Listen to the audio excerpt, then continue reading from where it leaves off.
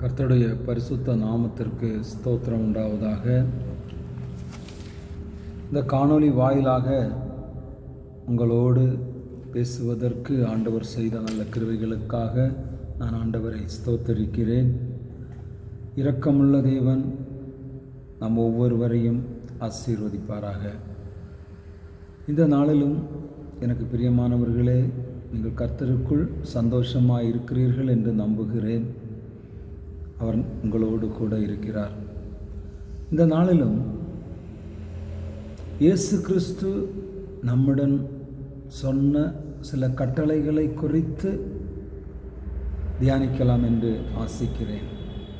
அல்லேலூயா. உங்களுக்கு விருப்பம்தானே? இயேசு கிறிஸ்து அப்படி என்ன கட்டளைகளை மனிதர்களுக்கு சொன்னார்? அவர் ஏராளமான கட்டளைகளை நமக்கு தந்திருக்கிறார். நம்முடைய நல்வாழ்விற்காக, நம்முடைய விசுவாச வளர்ச்சிக்காக, நம்முடைய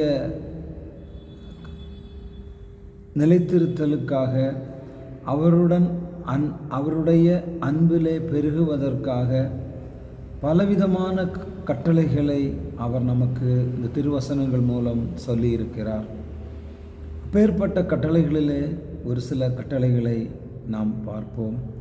முதலாவது, அவர் மத்தேயு 4வது அதிகாரம் 17வது வசனத்தில் ஒரு கட்டளையை சொல்லியிருக்கிறார். இந்த உலகத்தை நேசித்த இயேசு கிறிஸ்து எல்லாரையும் ரட்சிக்கப்பட வேண்டும் என்ற வாஞ்சையோடு அந்த கட்டளைகளை நமக்கு தந்திருக்கிறார். வாசிக்கிறேன், கேளுங்கள். மனம் திரும்புங்கள், தேவனுடைய ராஜ்யம் சமீபமாயிருக்கிறது. மனம் திரும்புங்கள். முதலாவது கட்டளை, நாம் மனம் திரும்ப வேண்டும், நாம் ரட்சிக்கப்பட வேண்டும், கிறிஸ்துவுக்குள்ளாக நாம் இணைக்கப்பட வேண்டும். அதற்கு ஆரம்ப நிலையே இந்த பாவ உலகத்திலே கடந்து செல்லக்கூடிய நம்முடைய மனதை அவருன்பால் திருப்ப வேண்டும் என்பதே.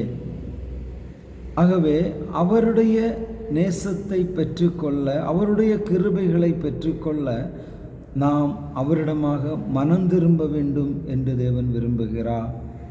இரண்டாவது என்ன செய்ய வேண்டுமா? மத்தேயு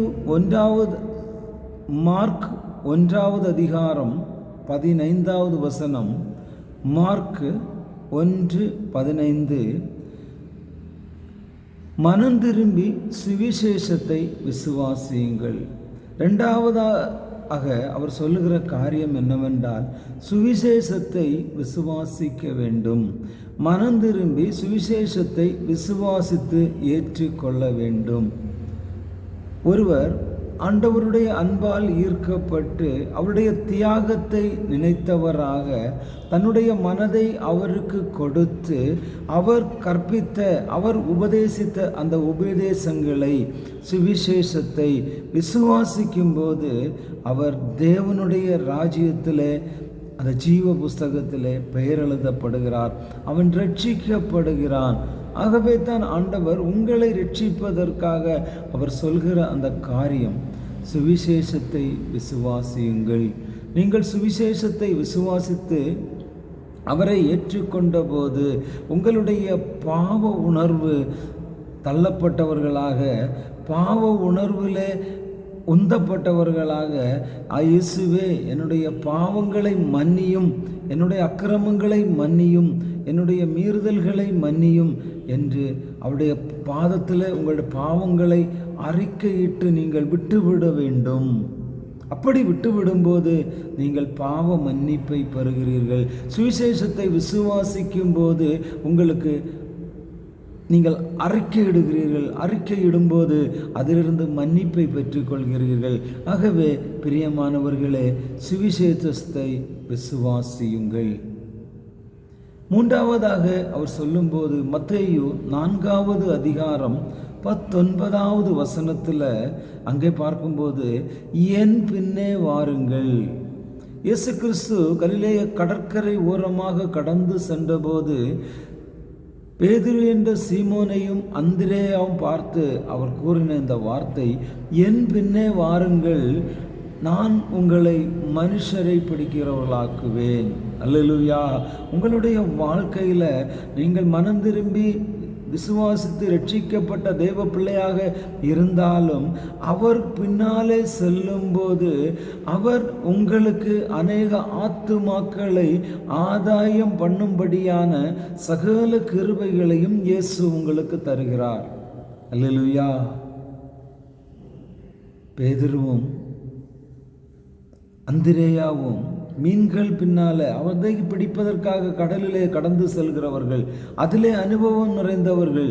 அவர்களை பார்த்து தான் ஆண்டவர் கூறுகிறார், என் பின்னே வாருங்கள், நான் உங்களை மனுஷரை பிடிக்கிறவர்களாக்குவேன். இதை பார்த்து கொண்டிருக்கிற உங்களை பார்த்தும் ஆண்டவர் கூறுகிறார், நீங்கள் என் பின்னே வாருங்கள், உங்களையும் நான் ஆத்துமா ஆதாய பணிக்கு உங்களை நான் அழைக்கிறேன். உங்களோடு அநேக ஆத்துமாக்களை இலவசமாக உங்களுக்கு தருகிறேன் என்று இந்த நேரத்தில் வாக்கு கொடுக்கிறார். ஆகவே இதை கேட்டு கொண்டிருக்கிற நீங்கள் தேவனுடைய பின்னே வாருங்கள். அல்லேலூயா. நான்காவதாக அதை என்ன சொல்கிறார் என்றால், என்னிடத்தில் கொண்டு வாருங்கள். இயேசு கிறிஸ்து சீஷர்களுக்கு, அந்த திரளான ஜனங்களுக்கு உபதேசம் பண்ணினார். அங்கே ஜனத்திரள் அதிகமாக இருந்தது. எல்லோருக்கும் அது பிரசங்கம் முடிந்த பிற்பாடு பசி உண்டாயிற்று. அவர் கேட்கிறார் சீஷர்களை பார்த்து, உங்களிடத்தில் ஏதாவது இருக்கிறதா? அப்படி சொல்லும்போது அங்கே ஒரு சிறுவனிடம் 5